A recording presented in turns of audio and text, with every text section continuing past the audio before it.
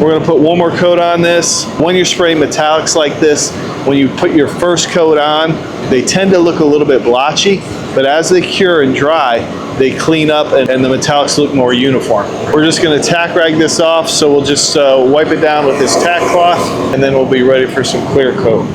We're gonna spray with the Innocraft again. I was gonna use a different gun, but I'm just gonna go with this. This is a fantastic gun for clear coat and base coat.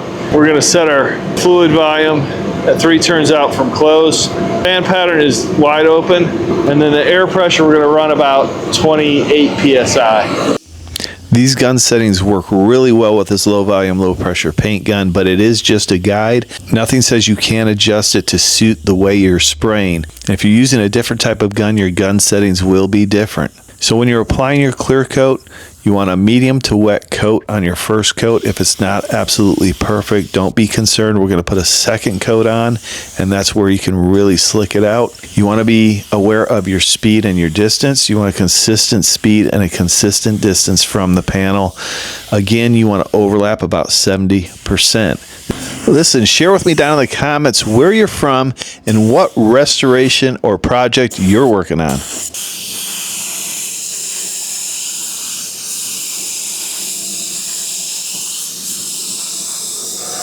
Here's a good look at it after the first coat. It came out beautiful. I like the way this gun is spraying this clear coat.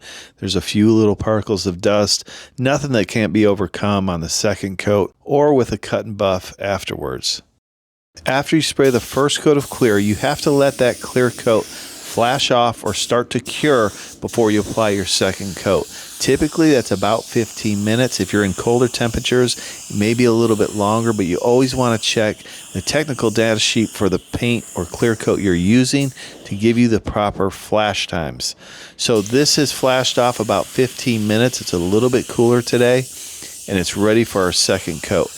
Now on my second coat, I hit it just a little bit heavier, so you may see me slow down just a little bit. I'm really looking at that finish as I lay it down, wanting to get the slickest finish I can possibly get, or the correct amount of orange peel in this bumper cover. I also want to talk to you about reducers and activators. So in these cooler temperatures, you want to make sure you're using the correct activator for the temperature you're spraying in. Typically, this would be a fast activator in a cooler temperature. I rarely use fast activators. The quickest activator I might use is a medium, but it's very important in hot temperatures that you use the slowest activator or reducer possible. Now this came out very nice. I'm really happy with the finish. You got a few little particles of dust, nothing that can't be corrected.